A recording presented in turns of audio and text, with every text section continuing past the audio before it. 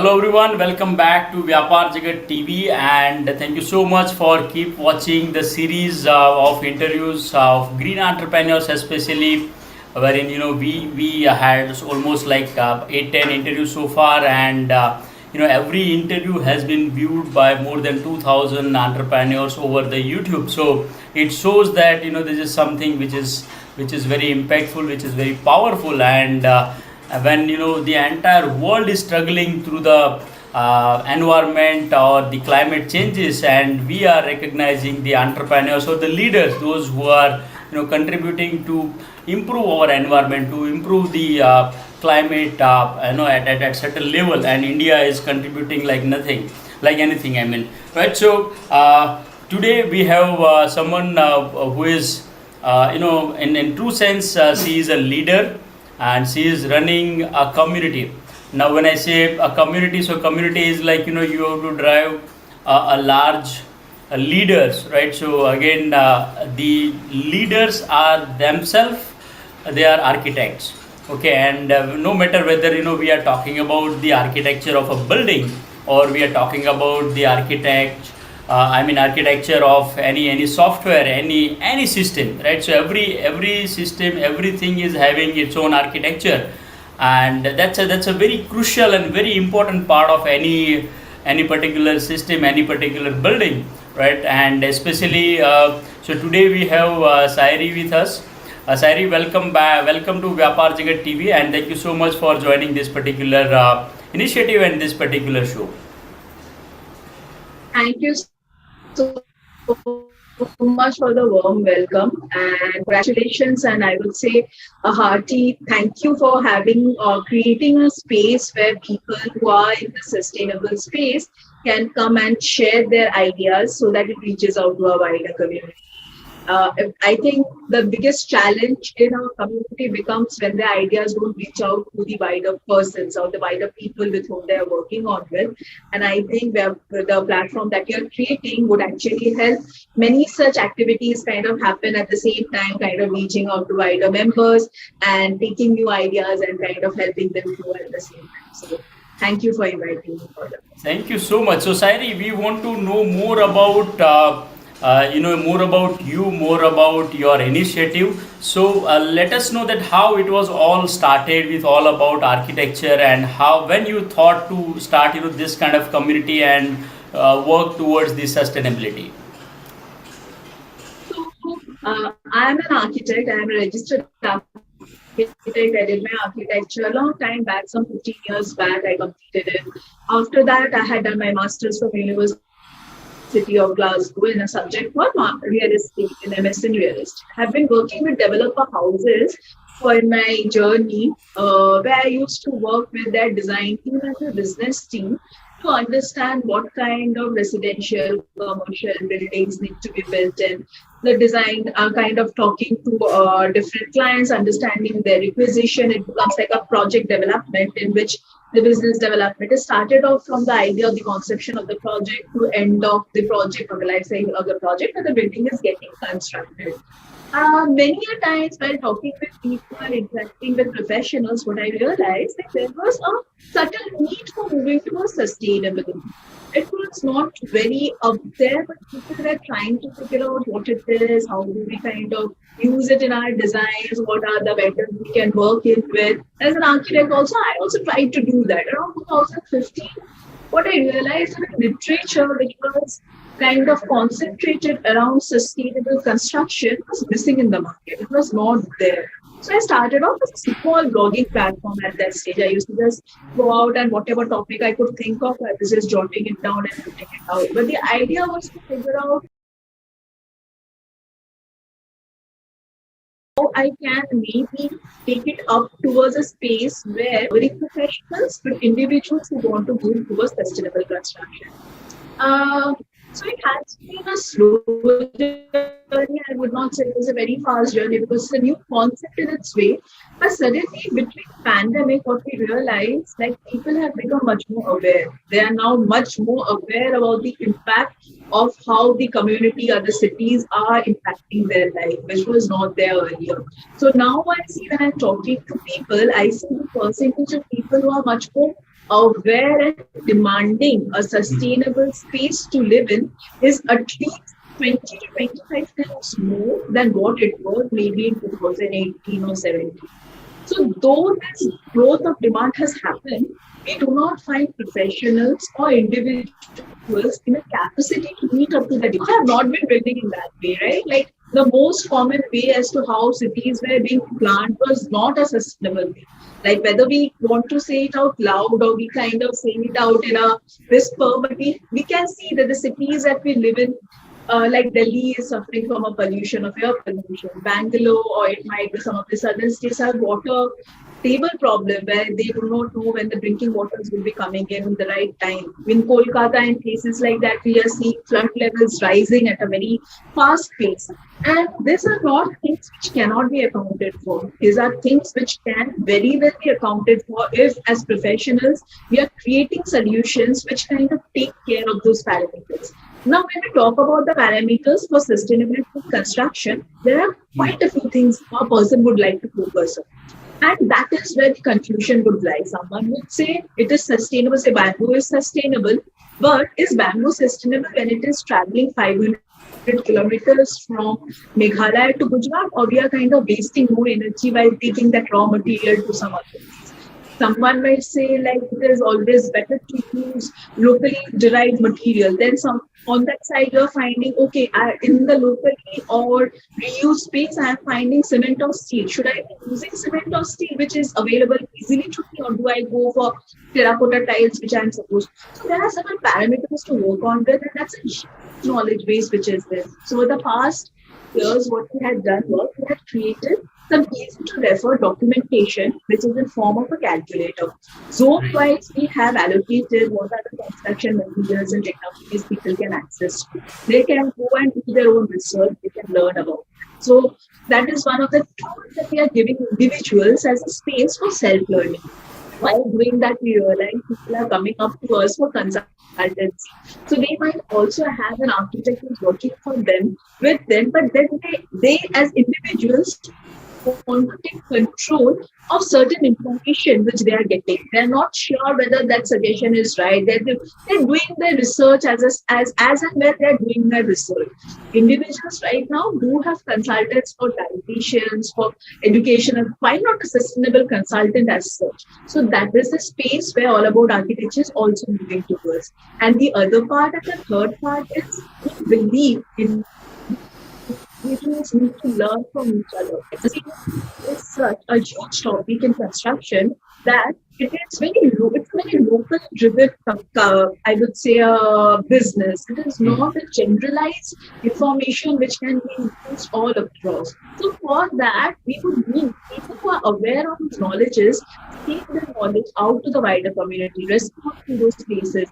And that is where we are kind of bringing up something called the All About Architecture Forum, where individuals, it is more like a Facebook space, but then again, it would be a place for sustainable construction discussions where people can come and ideate and discuss. So it has started off from a blogging space, from a place where I personally felt that what am I doing, whether that means is there or not, talking to people, realizing there is a gap and so just in the very initial stages of our project, because we have also we have been kind of making the back end of networking. Right now, we are trying to make it more formal as a discussion and taking it forward. So, yeah.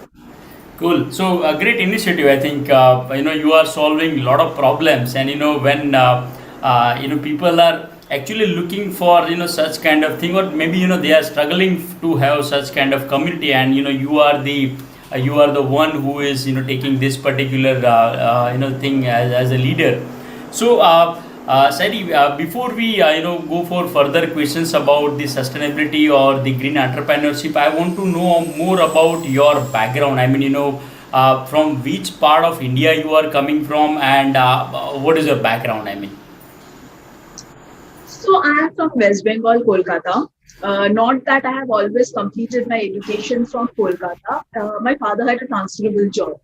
5 years of my very early time was spent in Puri, of the very strange places to be. Though it was strange, but I was very close to nature. So it was like beaches and the space that we used to live. It had big trees in that space. Well, then classes, my father continued his journey on having a transferable job. He kept on moving all across India. But I came back to Kolkata and I always felt that need of reaching out to nature. But a city and a suburb is very different in its perspective. So even my school playground, I would say that we had three big playgrounds in here. It was a small concrete space which was there, and someone wanted to go and play, they would be taken out on a long journey to kind of go and have their games and things like that. So that is from where it was always a need which I felt like I wanted to be a bit closer to nature. Never happened that way. My graduation I did from, I would say, from Kolkata, from one of the oldest colleges, which is IIST Shivpur. It was one of the first engineering colleges built in Kolkata, like in the Eastern India, basically. It is almost 150 years old right now. And from there, after completing our course, I joined some local, I would say, developer houses. Never, I did not feel what should I say? I did not feel the scope of work that I was able to deliver in the role which I was working in. So I took a next education, which was my master's. Right. That gave me an understanding of how businesses function in terms of, if you look at cities, every decision in a city, like it may not be something as an architect which we have thought about, and I think that is also a very big gap. Every decision in a city right now is not, I would say, it's not a passion project. Like initially when Taj Mahal was built, it was a passion project. Someone had a piece of land, someone wanted to do something, and they created that space. In a city context, what has happened is developer houses who have the fund are pre-planning what is the best use of the land that can be done, depending upon or ideating upon what the need would be from the people, and they create a space. What has led to that is big multiplexes, complexes coming up, like high-story, high-rise buildings which are coming up. Not everyone will be happy staying in those spaces, but I think developers also kind of miss out on the fine tune because they may not have had the direct feedback to it. So I can see there are people who want to stay in different spaces, but the only homes and the alternatives and the designs which have been given to them are right now in India are the high rises. And that was like my journey throughout the time. Like I have worked on buildings which are at like 8 lakh square feet of area, of shopping malls, maybe 5, 6 of them, commercial residential projects which are close to 35 lakh square feet of area, and I would say small township projects of 85 acres where I had to kind of do the designing, understanding of what needs to be built. But whenever I tried to provide an alternative solution, the whole back, I would say the back end took so much time that it was always easier to fall back on the things that are happening right now in the market. So I would imagine that is where I felt that there was a disconnect about the information which is there. And that is one of the reasons why people, even if they want to, they are unable to create alternative spaces. And that's where I kind of took my journey. Superb, Sayari. And so, Sayari, what is your larger vision or goal, having this particular community all about architecture? Right. Offices, residential units, retail spaces, shops, and everything. The things that people live in are going to be built in as long as the modern community grows. Like there is no alternative to that. That is how we are going to live. What I see, what I want to see in today's world, almost 20% of the waste generated and 40% of the carbon footprint comes from the carbon dioxide industry. It comes completely directly from the carbon dioxide. It comes because maybe there is not an awareness of what way the alternative way it can be built, and also because people do not have the resources to build on that. I want to create a community which is conscious, knows about the pointers that they are supposed to build, and actually try, I would say, in a way to move towards building more sustainable spaces. So my aim is to create this community which is conscious and is building more habitable spaces in an Indian context.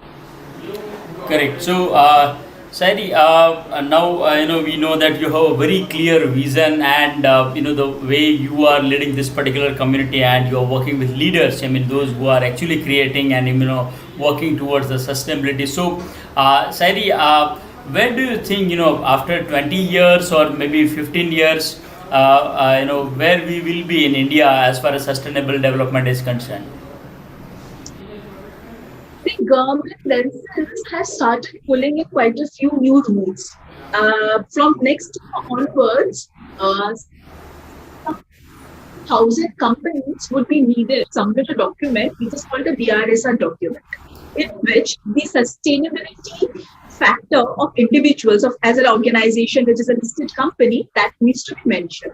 As long as like governments are making rules which are making people move to a sustainable lifestyles, I believe we will slowly be moving towards it. So BRSR is one such activity.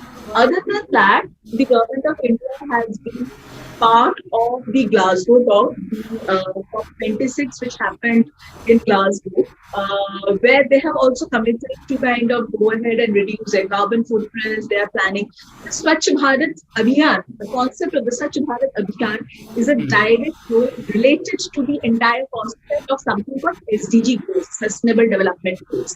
So the government has in place several ideas which would be making people move towards it. Now, there's always a gap in the place where there might be rules and things getting implemented. And I believe the implementation many times do not happen because there are not systems available to make it happen. There, it needs to be individuals like you and me who are kind of creating those awareness, creating certain tools, who are creating that have certain regulations in place, but to make people access those regulations or make them into reality, certain organizations need to come in. So even if 30% or 40% of what the government has in mind gets activated, I think we have a chance of moving towards a better or greener environment in India. But that needs to start happening right now. We do not have, and I do not want to sound someone like a doomsday failure, like things are going to die, we are going to be dead if we don't do this. I don't want to sound like that.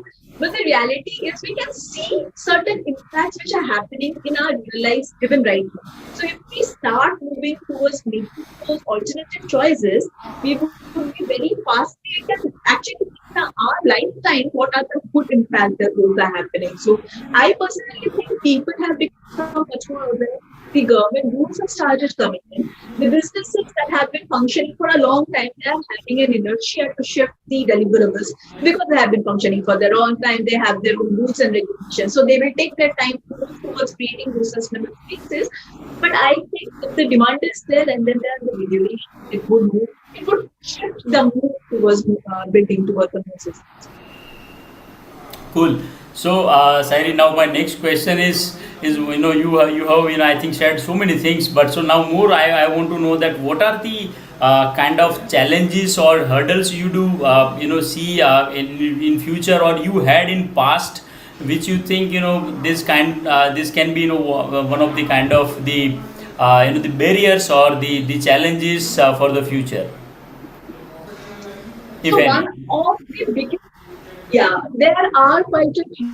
So if you have realized, like in our urban setting, Huh. homeowners no more build their own homes, mostly done by a third party. Even Right. if as a homeowner, I want a sustainable space to live in, I might not have the means, financial requirement, is the smaller nitty-gritties which needs to be done to create the space for myself. And that's why people generally go and stay in homes which are being built by third parties. This third party developer households, like I said, like any other business, they have been running businesses for some time now. Like they have been running for a couple of decades. That's how it is in an Indian context. We see the kind of companies coming in from the 1970s, 80s, which are right now in the prominence of it. They have been functioning in a particular way where they believe sustainability, if they need to charge an extra fee. And that's their belief system, and that is how they are in the past, and that is how they see things kind of evolving. However, the market, which is in the middle demands to stay in sustainable spaces within the money which they are asking for. That is possible. That is not a possibility. Very much a possibility, and there are many such discussions which are happening worldwide, including professors from Harvard, who say like if we create the small buildings for entire population with water, solar, waste management systems, the number of homes that are required that would fit into the size of a country like France. Like that is the entire number of homes that would need to built for the entire world population. But we, as of now, we have not yet adopted to that. We have not yet thought about creating those spaces. We believe like at the moment we are thinking of going for home building or commercial or residential building spaces, we believe we can go high rise. Like let's just go and create the tallest structure that can be created.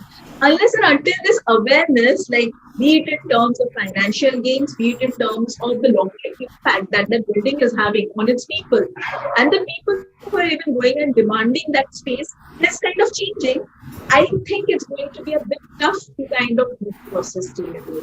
My positive thinking comes from the fact that people are demanding for sustainable spaces. I see a rise in people are creating their own homes. And the best part would be some advertisements from, I would say, some very nice documentation by Better India, where they see individuals coming and making their homes and staying. And this is not a one-off thing anymore. It is happening in hordes of people. Like it is a change. It is moving towards it slowly. But I would say the creators, that is the developer houses who are in the space working, if they realize like that change is coming in, I think the change will be faster. Else it's going to be a bit on the difficult side. Is what my understanding is. Superb. And Sayari, we are completing 75 years, and that's how the entire country is celebrating AZADI Ka Amrit Mahotsav. And since so many years, I mean, since last 4 or 5 years, we are also promoting the mission which is called Aatma Nirbhar Bharat. Right. So at one point of time, we are talking about Aatma Nirbharta, and the 75 years is we have the freedom we got as an Indian. So according to you, is there anything to make sustainable architecture or to make green buildings? Is there anything we still have to depend on other countries, or India has all enough resources to make all the architecture and all buildings as a green?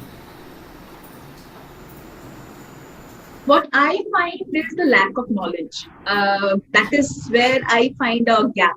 In a sense, we have kind of missed out on preserving the local or the vernacular knowledge which was there in this system. So we have not preserved them in a proper manner.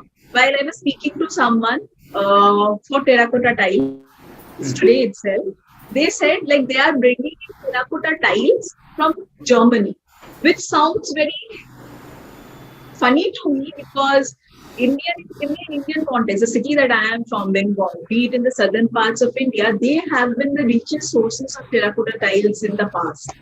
For that, we are trying to pull in exporting products where we can actually create hubs which can do those products. So I would think if we want to be a true sense Aatma Nirbhar Bharat, sustainability in its term, at least for the construction industry, means using locally sourced products. Understanding how they can be put into the system. It is kind of making the best use, the least amount of energy, and the best use of what we have locally available with us. Even 50 years or 70 years back, people were not carrying products from one part of the world to the other to pick up. Suddenly that has become. So if we look forward, kind of understanding what are the products which are within our own space or zones, which may be needing some kind of a technical help to make the product reach its engineering fitness is what is needed, then it should be done that way. Instead of trying to be dependent on outside countries to help kind of create that spaces. So Cool. So that's my take on Aatma Nirbhar Bharat.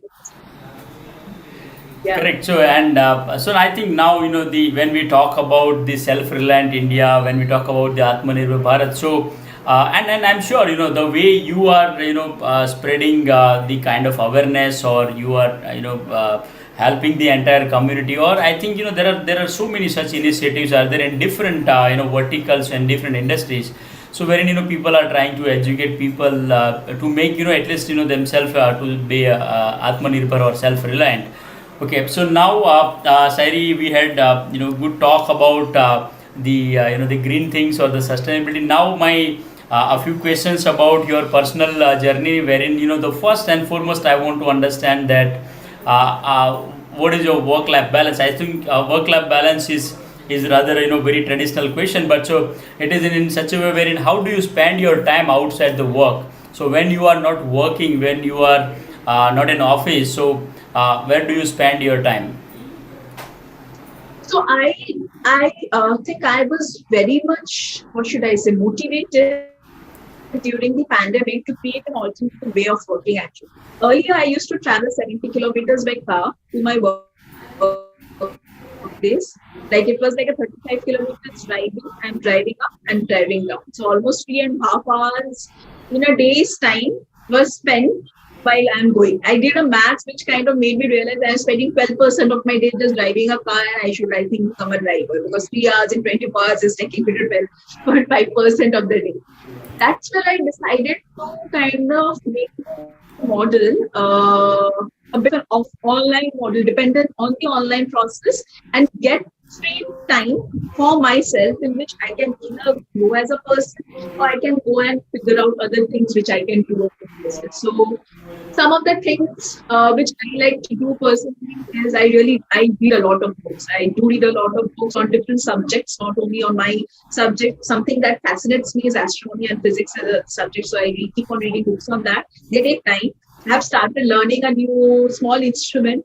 Like it's a long time to go called ukulele. So I've tried kind of strumming on it and doing those things.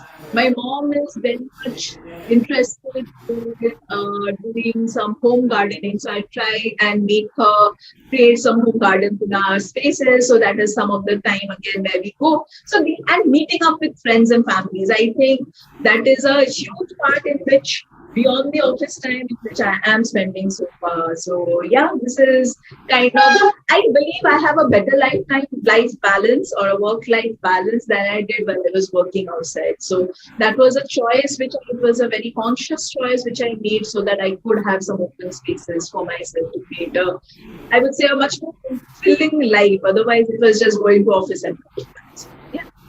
Correct. So you said you are reading books. So can you recommend 2 or 3 books which you think everybody should read, or every especially the architecture should read? Any recommendation? Okay, so for the books, I would say there are 2, 3 books which I really like on a general tone. One is called a book on atomic habits. It has kind of shaped my thinking of how to kind of change my habits to have a much more, I would say, successful or much more meaningful day. Like many a times we waste much of the time just thinking about or not doing things proactive. So Atomic Habit is such a book that makes you move towards that journey. One of the very few books which I personally love about this person is the way or I would say the thought process, the way and the zealot with which this person has grown on. It's his life story of Elon Musk till now.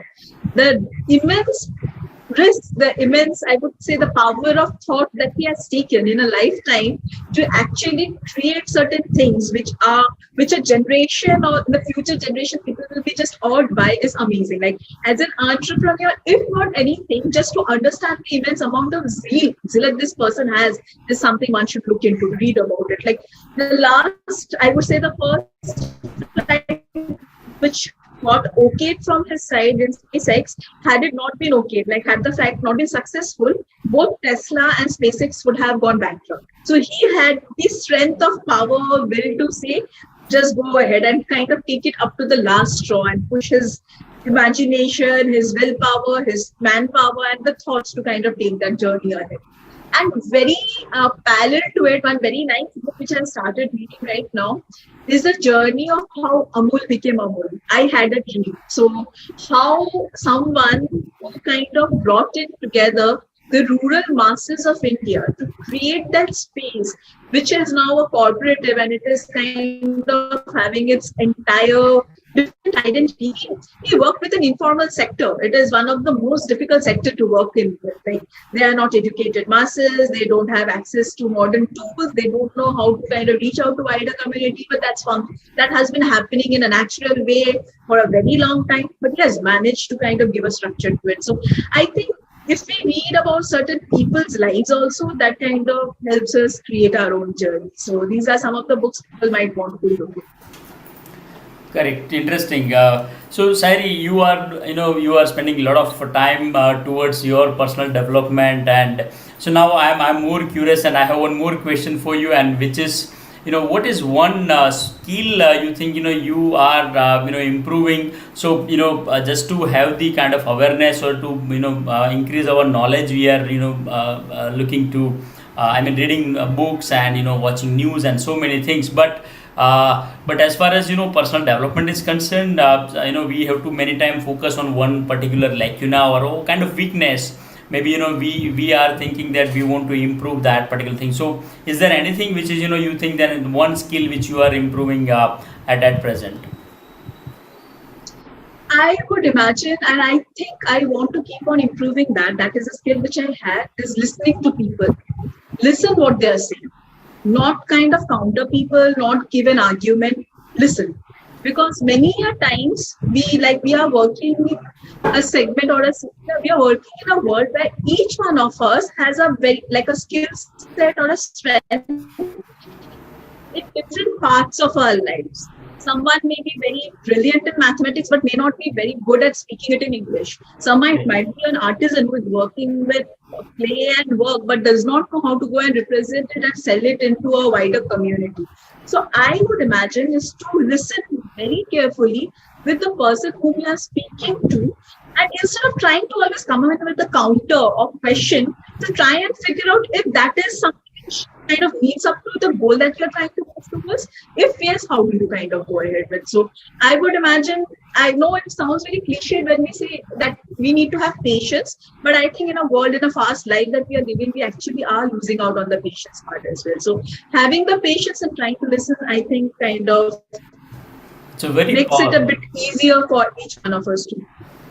Absolutely, it's a very powerful, and art of listening is, so when we talk about the various methods of communication, so art of listening is a most powerful, and so a lot of people doesn't know the power of art of listening, but it's a really very powerful thing. So definitely, Sairi. So it was great talking to you, and before we conclude this particular show, this particular interview, my last question is: what message do you want to convey to the audience? One of the things which I would like people to be conscious about in their daily lives, in their workplaces, is easy not to focus on sustainability, because we have been told that it is something as an additional thing that we are supposed to do. But as Indians, I feel like even what our parents, our mothers, our grandmothers used to do was a very essence in its core was sustainability was. And as a citizen, you can say, as a person who is living in the 21st century and who is kind of living the world for the next generation to inhabit it, if we can make it a bit better, place for them to stay in than the one that we are giving to, I think that is the best we can do. So sustainability should not come in like a medicine, but it should be something where we can really see or figure out it is kind of winding up within our life choices. If it becomes that, it becomes a bit more easier, and it becomes easier for the next generation to live the life that they deserve. Yeah. It's a great message, by the way, Sairi. Thank you so much, and thank you so much for joining this particular interview, Sairi, and thank you so much for sharing all the insights, all experience, and the vision which you are having to drive this particular community. So thank you so much for joining, Sairi. Thank you for hosting me. Thank you so much. My pleasure. Okay. Yeah, hello everyone. So before we end this particular session, so if you have not subscribed Vyapar Jagat TV yet, so please do subscribe Vyapar Jagat TV, And if you know any the green entrepreneur, any leader who is working towards the sustainability, then do not forget to comment their name and contact number, so that we can reach out to them, and we can also invite them to be part of this particular great show, wherein we are spreading the awareness about the sustainability, and we are bringing stories of such leaders, those who are contributing towards the sustainable development goals. And yeah, so that's it. Keep watching and stay tuned. We are coming up with another interview tomorrow. Thank you.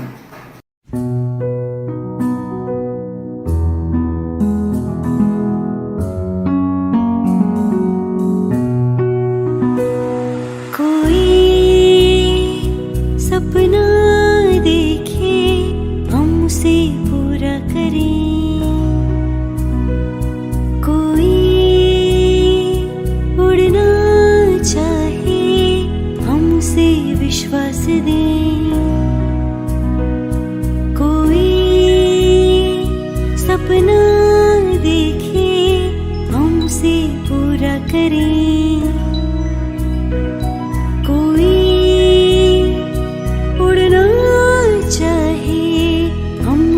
विश्वास दें।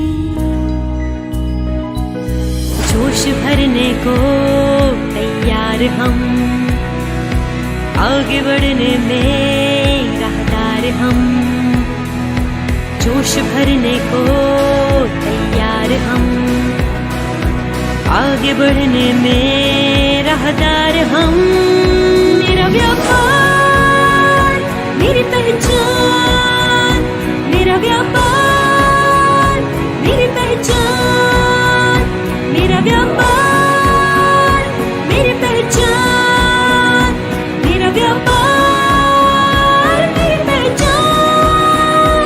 हर व्यापार को दे पहचान,